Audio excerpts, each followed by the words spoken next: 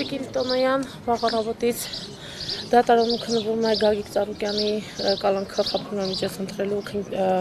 նախաքննական մարմնի միջնորդությունը եւ մոտ 3 ժամ է արդեն շարունակում է քննությունը, ինչ նորություն ունեք, տեղեկություն ունեք ներսից։ Նախ սկսենք երևի թե երեկվա իրադարձությունները, այսպես ամփոփելուց, ինչպես գիտեք,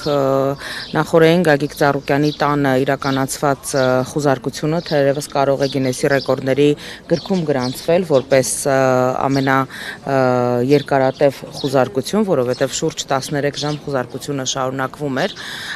Դրանից հետո արդեն քննչական կոմիտեում հարցաքննության գործընթացն էր եւ այն ժամանակ, երբ որ հայտարարվեց, որ արդեն իսկ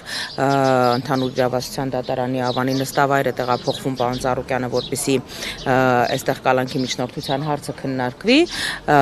մի քանի ժամ դատարանի բակում սպասելուց հետո նոր տեղեկացրեցին, որ նիստը իրականացվելու է առավոտյան ժամը 9-ին,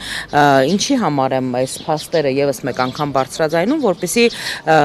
ձեր օգնությամբ, լրատվամիջոցների օգնությամբ հանրության ուշադրությունը եւս մեկ անգամ հրավիրեմ այն հանգամանքի վրա, թե որքան ամփույթ ու թափթփված կերպով է այս ամբողջ գործընթացը իրականացվում, սկսած քրեական գործը այսպես կարելու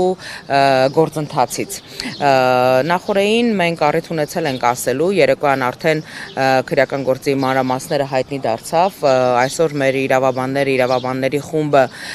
առավել հանգամանորեն գործի մանրամասներին ձեր այդ զրույցներում կանդրադառնամ, բնականաբար ուղղակի ուզում եմ շատ հակիրճ ասել, որ ես իմ գործունեության թե որպես լրագրող գործունեության թե հետագայում նաև ազգային ժողովի պատգամավոր եղած ժամանակահատվածում չեմ հիշում որևէ այսպես գործ, որը այս կարգի դատարկ մտածածին ու ուրճացված լինի, ավելի հանգամանորեն կթողնեմ, որպեսզի մեր փաստաբանները մանրամասները ձեզ ներկայացնեն, նիստը ընթացքի մեջ է, նախատեսված ժամից շատ ավելի ուշ է մեկնարկել, դա եւս իրականություն չի եղել, ինչ մեկնարկել նիստը, հիմա ընթացքի մեջ են, փաստաբանները ընթացքում ձեզ պարբերաբար պարզաբանումներ կներկայացնեն, պարզապես պետք է ասեմ, որ մենք նախորդից սկսած եւ նաեւ այսօր արդեն օրվա առաջին կեսից բազմաթիվ տարատեսակ ահազանգեր ենք ստանում ստեղծված իրավիճակի հետ կապված, որովհետեւ ինչպես գիտեք, նախորդին մուլտիգրուպ կոնցեռնի կազմում ընդգրկված տասնյակ ընկերությունները կապարակնքվել են, 10,000-ից ավելի աշխատակիցներ մատնվել են հարկադիր պարապուրդի, ես պարզապես ուզում եմ հասկանամ, թե տնտեսության ողնաշարը կոտրելու հետևողական այս նախաձեռնությունը որքանով է նպատակահարմար։ Ես իհարկե հասկանում եմ, որ քաղաքական վրեժխնդրությունից դրդված ցանկացած գնով նպատակին հասնելու այսպես անհագուրտ ու մեծ ցանկություն ունեն օրվա իշխանությունները,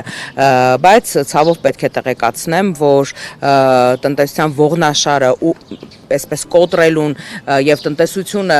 փշրելուն ուղված այս գործընթացը իրականում լի է լինելու բազմաթիվ վտանգավոր հետևանքներով, որովհետեւ տասնյակ հազարավոր մարդիկ կրկնում եմ, որ դարձել են գործազուրկ եւ բնական է, որ այս հարցը այսպես մնալ չի կարող, բացի դրանից նաեւ տարբեր լրատվամիջոցներ, տնտեսագետներ